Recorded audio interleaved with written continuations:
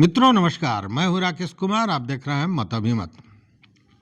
मित्रों, सर्वे हो रहा है और सर्वे में सरकार हर तरह से व्यवस्था कर रही है कि लोगों को परेशानी भी ना हो और सर्वे भी मुकम्मल हो जाए। क्योंकि सर्वे का लाभ बहुत है, इसमें कहीं शक नहीं है। अगर सबसे ज़्यादा किसी को लाभ है सर्वे से, तो आम आदमी को, जिसकी मलकियत स्पष्ट हो जाएगी कि कौन सी ज़मीन उसकी है। यह बहुत महत्वपूर्ण है। साथ में आप जानते हैं कि अब जो सिस्टम आ गया है उसमें वही ज़मीन की खरीद बिक्री कर सकता है जिसके नाम पर ज़मीन हो। तो मैक्सिमम लोगों की स्थिति यह है कि ज़मीन उनके पिताजी के नाम पर है, उनके दादा के नाम पर है, या खतियानी ज़मीन है तो निश्चित रूप से किसी पूर्वज के नाम पर है।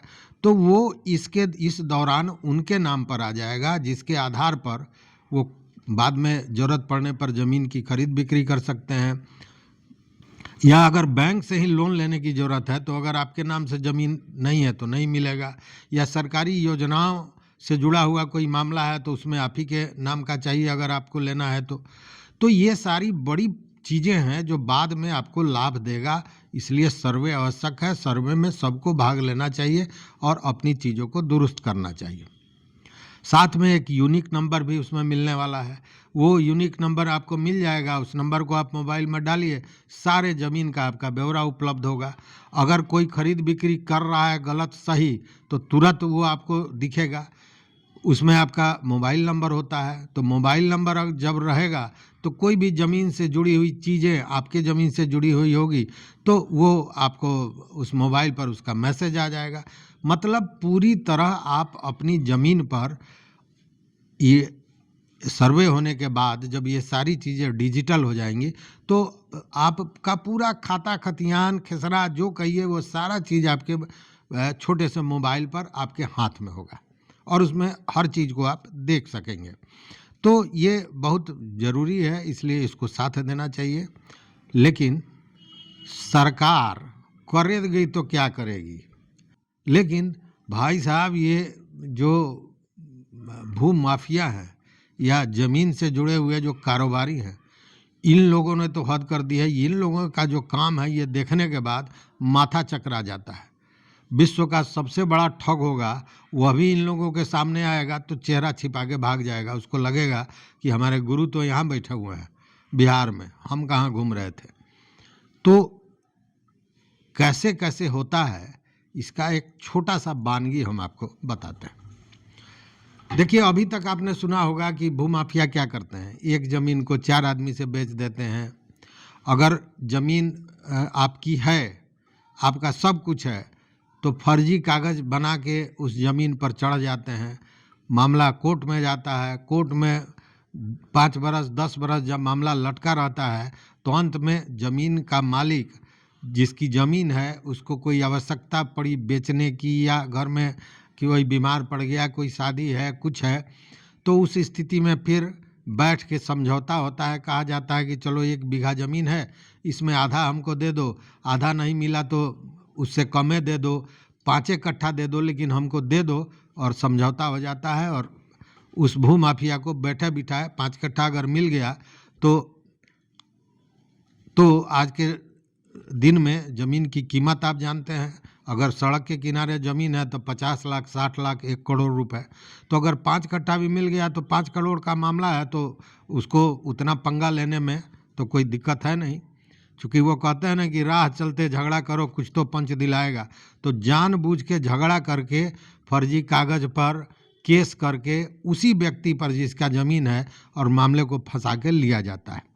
उससे भी नहीं होता है तो दबंगई से लिया जाता है। गोली बंदूक और तमाम भय डर दिखा के जबरन लिखा लिया जाता। ये सारी चीज़ें चल रही थी। लेकिन अभी जो हमको एक मिला है मामला, नाम मैं नहीं बता सकता हूँ, लेकिन एक नहीं कई मामले मिले हैं जो सुनने के बाद दिमाग चकरा जाता है। अब देखिए क्या होशियारी है इन लोगों की, और उसमें वो ज़मीन डिटेक्ट कैसे होगा। मतलब जो सर्वे में सरकार अपना ज़मीन खोज रही है तो उसको मिलेगा कैसे, ये सोचने वाली बात है। होता क्या है, हुआ क्या है कई लोगों के साथ इस तरह का, जो अच्छा ये कोई भी व्यक्ति जो होता है ये छोटा नहीं है, ये बड़े बड़े धन्ना सेठ लोग हैं जिन लोगों का ये कारोबार है, बड़े लोग, वाइट कॉलर्ड। मान लीजिए कि आपने किसी व्यक्ति का एक जमीन का टुकड़ा है 15 कट्ठे का, उस 15 कट्ठे में से आप उस जगह उस ओर जमीन लेते हैं कि उस जमीन के बाद गैरमजरूआ जमीन हो या बकास्त की जमीन हो या गैरमजरूआ आम हो या परती हो, कोई भी चीज़ हो, वैसा जमीन जिसकी खरीद बिक्री नहीं की जाती है। तो हुआ क्या है, किया क्या गया है कि वो जो व्यक्ति है जिसका 15 कट्ठा का रैयती जमीन है, उस रैयती जमीन में से 2-4 कट्ठा खरीद लिया गया, बाज़ाब्ता पैसा देकर रजिस्ट्री करा लिया गया, और फिर एक दूसरा रजिस्ट्री कराया गया जिसमें उसी जमीन का या किसी और जमीन का खाता खेसरा देकर, मतलब वो जमीन है बकास्त का या गैरमजरूआ आम का, लेकिन उस जमीन को दिखाया गया किसी दूसरे खाता खेसरा के नाम पर, और कोशिश लोगों की होती है कि उसी व्यक्ति के खाता खेसरा दिखाएं जिसका जमीन आपने लिया है, और उसके बाद वही गलत खाता खेसरा देखकर उस जमीन को लिखा लिया गया। अब देखिए जमीन की खरीद कितनी हुई, तो 3-4 कट्ठे, और जमीन पर कब्जा कितने का हो गया, तो कब्जा हो गया 1 बीघा का, 20-25 कट्ठे का। इस खरीदे तो है 3 कट्ठा, और बाद में या 4 कट्ठा जो भी हो, और बाद में जो जमीन जो बकास्त का या नदी के किनारे का या गैरमजरूआ आम का जो बाद में लिखाया फर्जी ढंग से गलत खाता खेसरा लेकर, तो उसमें तो पैसा लगा नहीं, उसमें वही पैसा लगा जो रजिस्ट्री विभाग में हुआ, जो दलाल को दिया गया, या फिर बाद में उस जमीन के रसीद कटाने के लिए, मतलब दाखिल खारिज करने के लिए मोटी रकम सीओ साहब को दिया गया, अंचल कार्यालय को दिया गया, राजस्व कर्मियों को दिया गया। मतलब कि उस जमीन पर जो करोड़ों की है उस पर लाखों खर्च करके वो जमीन आपकी हो जाती है, और ऐसे एक नहीं कई मामले नजर आ रहे हैं। अब देखिए, अभी जो बताया जा रहा है कि आप रसीद लेके आइए और जमीन की मलकियत पाइए, उस स्थिति में वो जो बकास्त जमीन है या गैरमजरूआ जमीन है जिसका रजिस्ट्री गलत खाता खेसरा के नाम पर कर लिया गया, उसका क्या होगा? मतलब उस रजिस्ट्री के नाम पर, उस रसीद के नाम पर, रसीद को दिखाकर वह व्यक्ति उस पर अपनी मलकियत काबिज कर लेगा। अच्छा, सबसे बड़ी बात है कि यह मामला खुलता भी नहीं। ये तो तब खुलने की बात हुई कि जब, अब मान लीजिए कि जमीन 15 कट्ठा, जैसा हमने बताया कि मान लीजिए 15 या 20 कट्ठा जो भी हो, उस जमीन में से 2-3 कट्ठे का एक भूखंड खरीदा गया।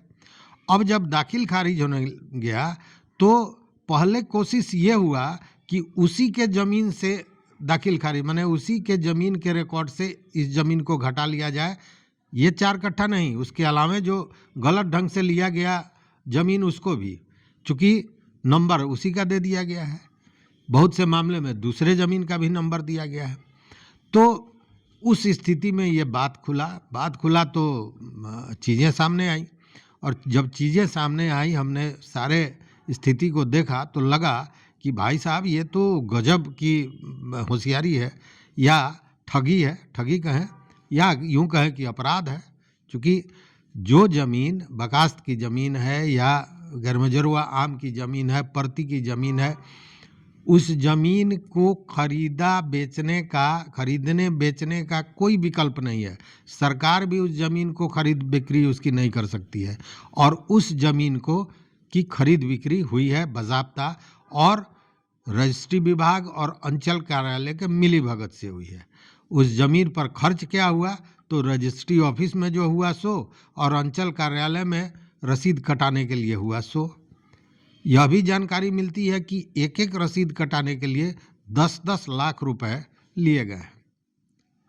और देखिए, बहुत सी चीज़ें हैं, आदमी सारे चीज़ों को खोल नहीं सकता है, बोल नहीं सकता है, लेकिन ऐसा हुआ है। तो अब इस स्थिति में बताइए कि सर्वे का क्या हश्र होगा। वो व्यक्ति रसीद लेके जाएगा, रसीद के आधार पर सर्वे कर्मी उसके नाम से कर देगा, नहीं करेगा, अगर नहीं करता है, उसकी जांच के चक्कर में पड़ता है तो उसका मुंह बंद कर दिया जाएगा। मुंह बंद करने के कई तरीके हैं, नगद नारायण है या फिर भय है, डर है, बहुत तरह की चीज़ें हैं। तो कहने का मतलब यह है कि अब हमने इस बात की चर्चा की, कई लोगों से पूछा, कई जो इसके जानकार हैं उनसे पूछा, तो उन लोगों ने बताया कि एक ही चीज़ है जिससे वो पकड़ा जाएगा कि उसने जिस ज़मीन पर कब्जेवारी कर रखी है या जिस ज़मीन को लिखाने की बात कर रहा है वो ज़मीन उसकी नहीं है, वो गैरमजरूआ ज़मीन है। और ये पता चलेगा जो पुराना नक्शा होगा उससे, चूँकि गैरमजरूआ ज़मीन जो है नक्शा में तो होगा, लेकिन अब जो नए सिरे से नक्शा बन रहा है उसको अगर जाने तो वो तो नक्शा बन रहा है सर्वे के आधार पर। अब पुराने नक्शे से अगर उसका मिलान कराया जाएगा तभी यह पता चलेगा कि वो ज़मीन गलत है। लेकिन अब देखने वाली बात है कि इसमें सरकार या राजस्व विभाग कौन सा बुद्धि लगाती है, कौन सा नियम निकालती है जिससे ये चीज़ें पकड़ी जाए। लेकिन सच यही है कि ऐसे एक नहीं अनेकों मामले हैं जिसमें गैरमजरूआ सरकार जो आखिर चिल्ला रही है कि सारे हम सरकारी ज़मीन को वापस लेंगे, उसके पीछे कारण क्या है? कहीं ना कहीं उनको भी इस तरह की जानकारी होगी, ऐसा नहीं है। चूँकि दिखाई तो दे रहा है ना, दिखाई तो दे रहा है कि गैरमजरूआ ज़मीन था, इस पर अट्टालिका बन गई, और जब कोई अगर बात करता है तो बजाते रजिस्ट्री दिखाया जाता है कि हमने तो रजिस्ट्री कराई है और ये तो रैयती ज़मीन है। लेकिन जब सारी चीज़ों को खंगाला जाएगा तो सारी चीज़ें सामने आएंगी।